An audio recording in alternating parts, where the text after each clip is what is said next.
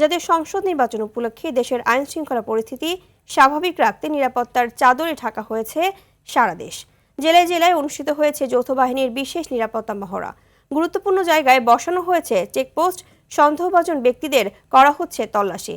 প্রতিনিধিদের পাঠানো তথ্যচিত্রে আরও জানাচ্ছেন আবরার মাহি।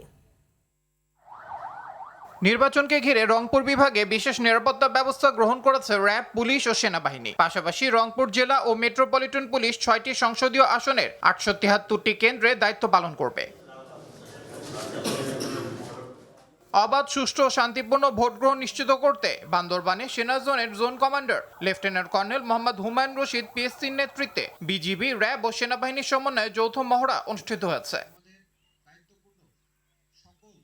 ফরিদপুরে ত্রয়োদশ জাতীয় সংসদ নির্বাচনে ভোট কেন্দ্র পরিদর্শন ও সহিংসতা রোধে নিরাপত্তা জোরদার করেছে র্যাব ১০।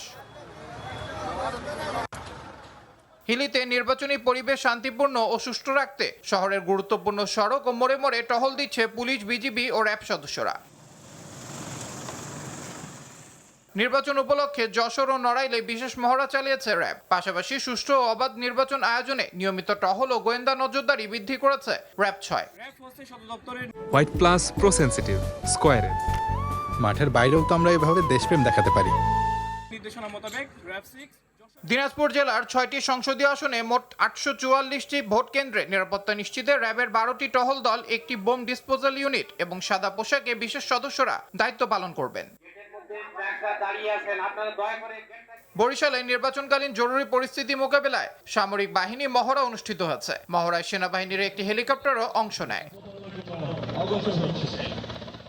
সুষ্ঠু নির্বাচন পরিচালনায় ময়মনসিংহে বিভিন্ন কেন্দ্র পরিদর্শন করেছে র্যাব। মেহেরপুরে সাংবাদিক ও পর্যবেক্ষকদের সাথে জেলা প্রশাসকের মতবিনিময় সভা অনুষ্ঠিত হয়েছে। এছাড়া খুলনা, মাগুরা, ভালুকা, পঞ্চগড়, মৌলভীবাজারে প্রস্তুতি সভা সহ বিশেষ নিরাপত্তা মহড়া অনুষ্ঠিত হয়। আবরার মাহি, RTV।